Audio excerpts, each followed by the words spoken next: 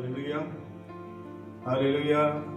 धन्यवाद परमेश्वर पिता का, जो महान अनुग्रह कार्य कृपालु परमेश्वर है, हमें हर पल संभालता है। वो दया का सागर परमेश्वर, सबसे पहले हम उसका धन्यवाद देते हैं कि उसने हम सबों को अवसर प्रदान किया है कि हम उस परमेश्वर की महिमा करें जिसने सारी सृष्टि को बनाया है, जो हमारा रचने वाला परमेश्वर है, जो हमें जीवन श्वास देने वाला परमेश्वर है। हम उसकी बड़ाई कर रहे हैं, उसकी महिमा कर रहे हैं और धन्यवाद देता हूँ इस टीम के लिए जिन्होंने हमें अवसर दिया है कि इनके साथ मिल करके हम प्रभु की बड़ाई कर सकें, प्रभु की महिमा कर सकें। एक ख्याल बांटना चाहता हूँ परमेश्वर के वचन से। अभी आराधना हुई।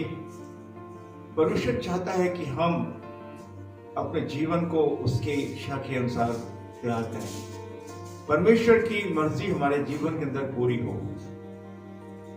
एक बात बताना चाहता हूं जो आप लोग बहुत बार इन चीजों का मनन किए होंगे, ध्यान दिए होंगे, सुने होंगे। जब प्रभु यीशु मसीह संसार में आए, प्रभु यीशु मसीह ने वो काम किया। सबसे पहली बात मैं बताना मांगता हूं परमेश्वर के वचन से कि प्रभु चाहता है कि उसके मंदिर में, उनके मंदिर में किसी प्रकार की कमी ना हो, किसी प्रकार की बुराई ना हो, किसी प्रकार की अपमानजनक बातें परमेश्वर के मंदिर में नहीं हो। एक घटना जो प्रभु यीशु मसीह के जीवन काल प्रभु यीशु मसीह ने किया, वो पाया जाता है मरकुस रचित सुसमाचार के 11 अध्याय के 15 से 19 पद में प्रभु यीशु मसीह ने काम किया है। और इस काम को प्रभु यीशु मसीह ने किया, यरूशलेम में किया। जब वो यरूशलेम में प्रवेश किया तो उसने देखा कि वो मंदिर जो परमेश्वर का पवित्र मंदिर कहलाता है, वो किस प्रकार से तमाम प्रकार किया जा रहा है। वहां पर व्यापार हो रहा है, लेन देन हो रहा है। मंदिर को लोगों ने एक व्यापार का घर बना रखा है। तो प्रभु यीशु मसीह वहां गए और उन्होंने काम किया, सारे लोगों को वहां से निकालकर भगाया, व्यापार करने वालों के पेड़े पलट दिए, कबूतरों को उड़ा दिया, जो और जानवर जो भेड़ बकरी वाले थे उनको भगा दिया। और एक बात प्रभु यीशु मसीह ने कही, प्रियो, आज वो बात हमारे आपके लिए भी है कि आज हम उन बातों को सीखें और जानें और इस बात को हम समझें कि परमेश्वर पिता हमारे जीवन से क्या चाहते हैं, परमेश्वर पिता हमारा जीवन किस तरह का चाहते हैं। प्रभु यीशु मसीह ने एक बात कही उस जगह पर, अगर पढ़ेंगे मरकुस रचित सुसमाचार 17 पद को पढ़ें। और मंदिर में से किसी को बर्तन लेकर आने जाने ना दिया जी, और उपदेश करके उनसे एक काम किया। प्रभु यीशु मसीह ने काम किया, वो उपदेश करने लगे। उपदेश करके यीशु मसीह ने लोगों से कहा, क्या यह नहीं लिखा है, क्या यह नहीं लिखा है कि मेरा घर सब जातियों के लिए प्रार्थना का घर कहलाएगा। परमेश्वर का भवन, परमेश्वर का मंदिर, परमेश्वर की वेदी जो परमेश्वर ने तैयार की, परमेश्वर ने दिया हमें, वो कहता है कि क्या ये नहीं लिखा है कि मेरा घर प्रार्थना सब जातियों के लिए, सब जातियों के लिए, सारे सृष्टि के लोगों के लिए प्रार्थना का घर कहलाएगा। पर तुमने इसको डाकुओं की खो बना दी है। पर तुमने इसको डाकुओं की खो बना दी है। मनुष्य किस तरीके से, जिस प्रकार मंदिर में लेन देन हो रहा था, व्यापार हो रहा था, उसको बिल्कुल लोगों ने बर्बाद कर रखा था, गंदा कर रखा था। और आज बताना मांगता हूं परमेश्वर के वचन से, वो परमेश्वर का सच्चा मंदिर कौन है, परमेश्वर आज हमारे जीवन से क्या चाहता है। यीशु मसीह ने उस समय लोगों को भगा करके उस मंदिर को साफ सुथरा किया, ठीक किया, लेकिन प्रभु यीशु मसीह ने काम किया हमारे इस जीवित मंदिर को। रोम क्यों लिखा हुआ है, पहला कुरिन्थियों उसके 3 अध्याय के 16-17 पद को पढ़ेंगे। पहला कुरिन्थियों 3 अध्याय 16-17 पद को पढ़ेंगे। यहाँ पर लिखा हुआ है, क्या तुम नहीं जानते कि तुम पवित्र आत्मा का मंदिर हो? पढ़ दे। क्या तुम नहीं जानते कि तुम परमेश्वर का मंदिर हो और परमेश्वर का आत्मा तुम में वास करता है। यार परमेश्वर के मंदिर हम हैं और परमेश्वर का आत्मा हमें वास करता है। आज प्रभु यीशु मसीह ने इस बात को क्यों कहा? अगर आगे हम पढ़ते हैं, इस बात को जानते हैं कि प्रभु यीशु मसीह ने इस बात को इसलिए कहा क्योंकि आज दुनिया में लोग इस मंदिर को, जो शरीर, जो हमारा जीवन परमेश्वर का मंदिर है, इसको लोग तरह तरह के नशे में, तमाम गंदे काम में, व्यभिचार में, लुचपन में, लोभ लालसाओं में पड़ करके इस पवित्र मंदिर को दूषित कर रहे हैं, नष्ट कर रहे हैं। इसलिए पिता ने, प्रभु यीशु मसीह ने इस बात को कहा, क्या तुम नहीं जानते कि तुम परमेश्वर का मंदिर हो और परमेश्वर का आत्मा तुम में वास करता है। हम परमेश्वर का मंदिर हैं और हमें परमेश्वर का आत्मा। यदि कोई परमेश्वर के मंदिर को नष्ट करेगा, तो परमेश्वर उसे नष्ट करेगा। परमेश्वर चाहता है कि ये मंदिर हमारा पवित्र हो, क्योंकि आगे लिखा हुआ है इसी दूसरे कुरिन्थियों के 6 अध्याय के 11 पद को पढ़ेंगे। यहाँ पर बहुत अच्छी बात लिखी गई है जी। क्या तुम नहीं जानते जो कोई वेश्या से संगति करता है, वह उसके साथ एक तन हो जाता है। क्योंकि लिखा है, वे दोनों एक तन होंगे जी। और जो प्रभु की संगति में रहता है वह उसके साथ एक आत्मा हो जाता है। व्यभिचार से बचे रहो जी। जितने अन्य पाप मनुष्य करता है वे देह के बाहर हैं, परंतु व्यभिचार करने वाला अपनी ही देह के विरुद्ध पाप करता है। क्या तुम नहीं जानते कि तुम्हारी देह पवित्र आत्मा का मंदिर है? क्या तुम नहीं जानते कि तुम्हारी देह पवित्र आत्मा का मंदिर है? हमारी देह क्या है? पवित्र आत्मा का मंदिर है। आगे, और जो तुम में बसा हुआ है और तुम्हें परमेश्वर की ओर से मिला है, तुम अपने नहीं हो। आगे, क्योंकि दाम देकर मोल लिए गए हो। प्रभु यीशु मसीह ने उस यरूशलेम के मंदिर को तो यूं ही कोड़े बना को भगा करके, पेड़े पलट करके, कबूतरों के पिंजड़े खोल करके और भेड़ बकरियों के दरबे खोल करके भगा दिया, ऐसे मंदिर को साफ किया। लेकिन इस पवित्र मंदिर के लिए प्रभु यीशु मसीह ने यूं बल का प्रयोग नहीं किया, लेकिन प्रभु यीशु मसीह ने अपना लहू दे करके, अपने आप का बलिदान करके, यीशु मसीह ने इस मंदिर को, जो उसका सच्चा मंदिर है, उसका जीवित मंदिर है, उसको प्रभु यीशु मसीह ने अपना लहू रूपी दाम दे करके खरीद लिया है। कह कि तो मोल लिए गए हो। प्रभु यीशु मसीह ने हमारे जीवन, हमें बचाने के लिए, हमें बचाने के लिए, हमें शुद्ध करने के लिए, हमें पवित्र करने के लिए प्रभु यीशु मसीह ने बल का प्रयोग नहीं किया, लेकिन उसने अपने लहू को हमारे पापों से छुड़ाने के लिए, बचाने के लिए अपने लहू को उसने बहा दिया है। इसलिए हम बता रहा, दाम देकर मोल लिए गए हो, तुम अपने नहीं हो, तुम दाम देकर के मोल लिए गए हो। इसलिए आगे लिखा है, इसलिए अपनी देह के द्वारा परमेश्वर की महिमा करो।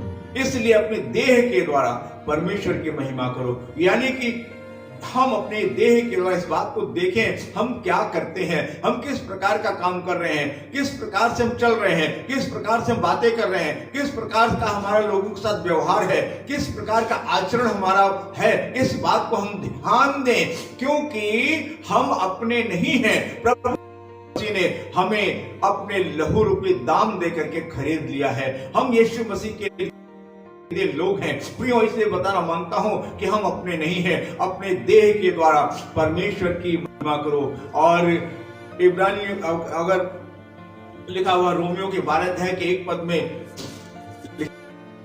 को भी, हे भाइयों मैं नहीं चाहता कि तुम आत्मा विषय में अनजान रहो।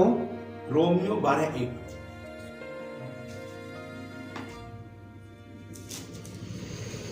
इसलिए हे भाइयों मैं तुमसे परमेश्वर की दया स्मरण दिलाकर विनती करता हूँ। हे भाइयों, मैं तुमसे परमेश्वर की दया स्मरण दिला करके विनती करता हूँ।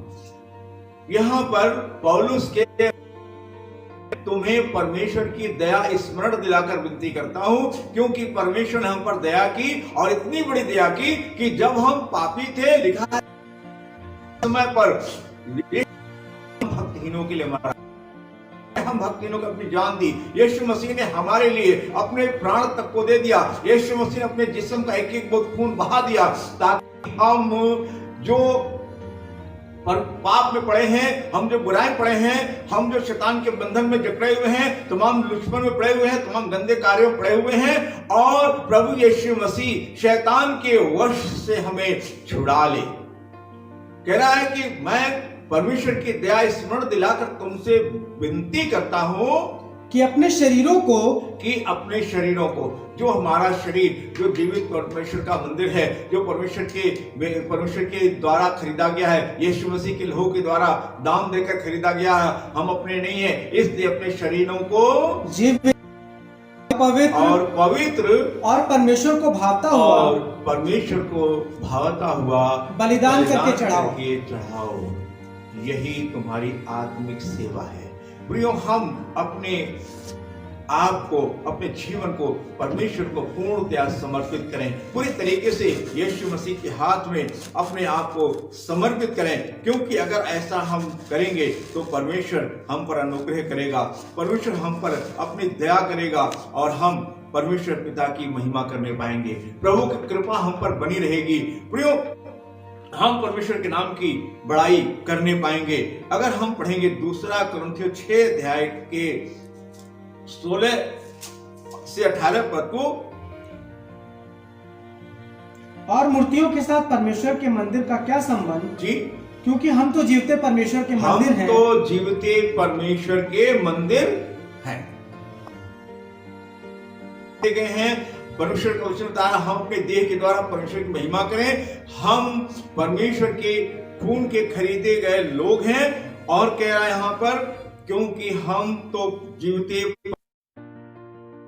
साधारण लोग नहीं हैं प्रियो, हम ऐसे लोग हैं कि परमेश्वर ने अपना आत्मा हमारे अंदर रखा है, परमेश्वर ने अपना पवित्र आत्मा हमारे अंदर रखा हुआ है, और वो आत्मा हमें प्रेरित करता रहता है, हमें बार बार सिखाता रहता है, हमें बार बार बताता रहता है, हमारी हर बुराई से पहले हमें वो इंडिकेट करता है, ना करो, ये नहीं करना है। पवित्र आत्मा हमें प्रेरित करता है, और लिखा वचन के अंदर, यदि आत्मा की सुनोगे तो शरीर की लालसा किसी तरीके से पूरी नहीं करोगे। प्रियो, हम बहुत बार पवित्र आत्मा की आवाज को नहीं सुनते हैं, पवित्र आत्मा को मंद आवाज को हम नहीं सुनते हैं, और शरीर की अभिलाषाओं में भागते हैं, शारीरिक ख्वाहिशों में भागते हैं। इसलिए परमेश्वर का वचन बता रहा है कि हम हाथों पूर्णतया समर्पित करें। क्योंकि आगे क्या लिखा है? जैसा परमेश्वर ने कहा है, जैसा परमेश्वर, मैं उनमें बसूंगा।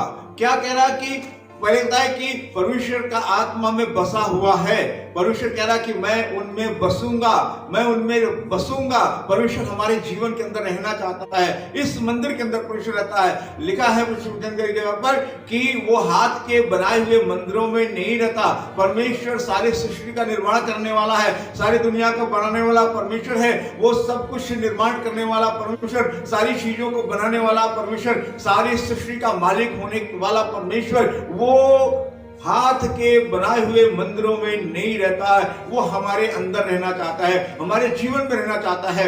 वो ऐसा परमेश्वर है, वो हमारे हृदय को अपना सिंहासन बनाना चाहता है। प्रियो, क्या आज हम अपने हृदय को उसके हाथों में अर्पित करेंगे कि परमेश्वर हमारे हृदय को अपना सिंहासन बना ले, मेरे हृदय में, मेरे जीवन आ जा, और हम तेरी मर्जी में चल सकें। कह रहा कि मैं उनमें बसूंगा और उनमें चला फिरा करूंगा।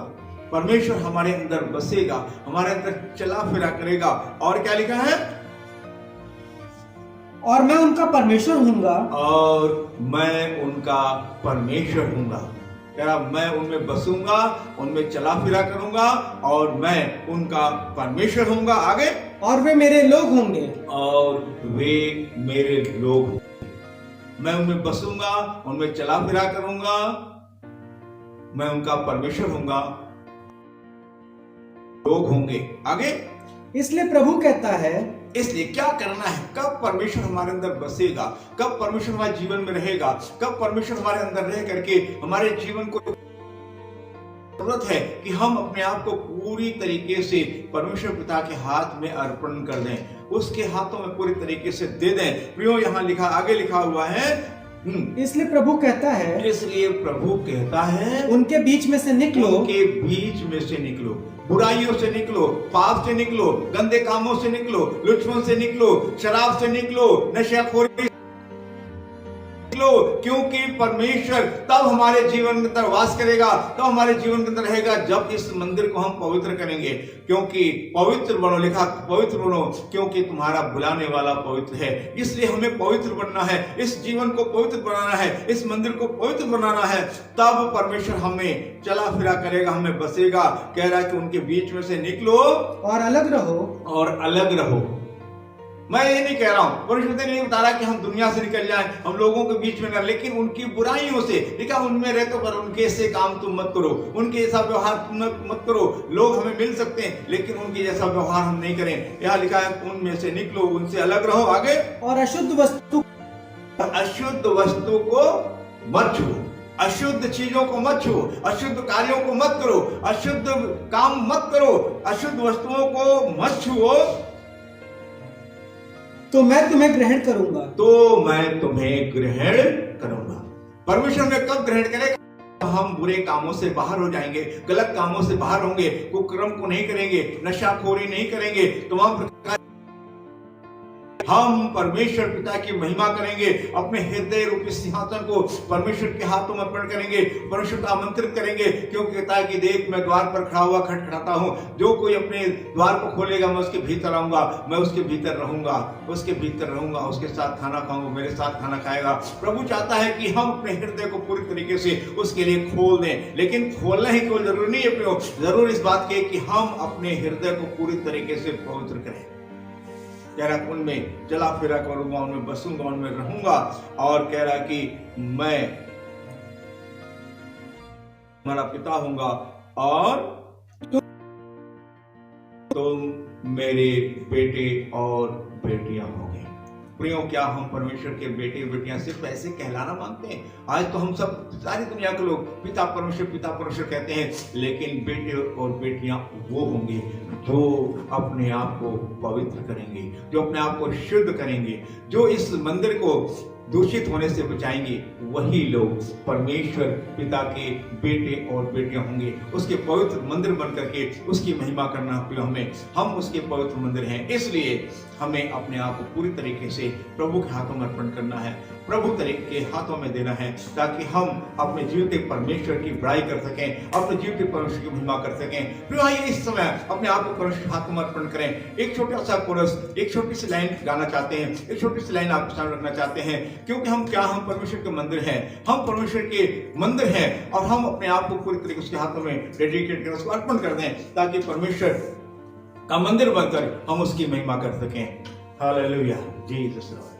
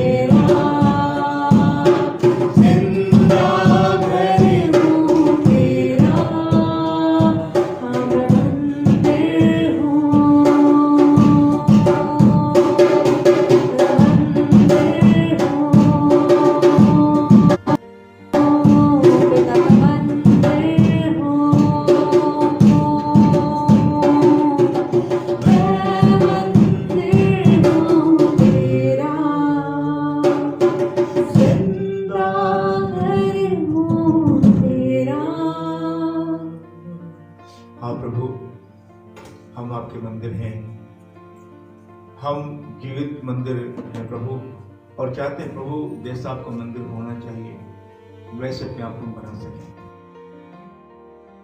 जो आप हमें आप बसे हुए हैं, हमारी की तमन्ना है कि आप हमारा नियंत्रण, हमारी अगुवाई करें, हमारा मार्ग सिखाएं, हमें बताएं हमें किस तरीके से अपने आप को आपके लिए सर्वदा तैयार रखना है। कोई बुरी बात, कोई बुराई, कोई लोभ लालसा, किसी प्रकार की लड़ाई झगड़ा, किसी प्रकार की वो बातें जो शैतान की तरफ से उठती हैं, तो हमारे जीवन प्रभु सिर्फ आपकी आत्मा की अगुवाई को महसूस करते हुए, आत्मा की आवाज को सुन करके उसके अनुसार हम काम कर सकें, ताकि हम आपके बेटे और बेटियां बन जाएं। और प्रभु इस दुनिया में तो हम अपने आप को आपके जन, आपके बेटे बेटियां बनकर रहें, और जब भी इस दुनिया को छोड़ें प्रभु हम आपके राज्य में आपका वारिस बनकर सदा सर्वदा रहने पाए। प्रभु आप कहते हैं प्रभु बहनों को जितनों ने आज के संदेश को सुना है, प्रभु हम आपके हाथों सुनते हैं, समर्पित करते हैं, प्रार्थना करते हैं प्रभु आप दया करें, हम सब पर कृपा करें, ताकि हम आपके पवित्र मंदिर बनकर इस संसार में प्रभु जलते दीपकों के न दिखाई दे सकें, ताकि हमारा जीवन बहुतों के लिए एक आदर्श नमूना बनने पाए। हमारे जीवन के द्वारा प्रभु बहुत से लोग अपने जीवन को आपके हाथों में अर्पण कर सकें, इस बात को जान सकें कि जीवित परमेश्वर चाहता है कि अपने पवित्र मंदिर को हम और अधिक पवित्र बना सकें, और सिर्फ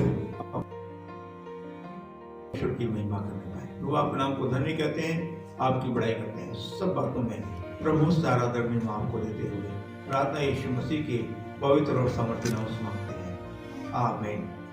प्रभु आप सब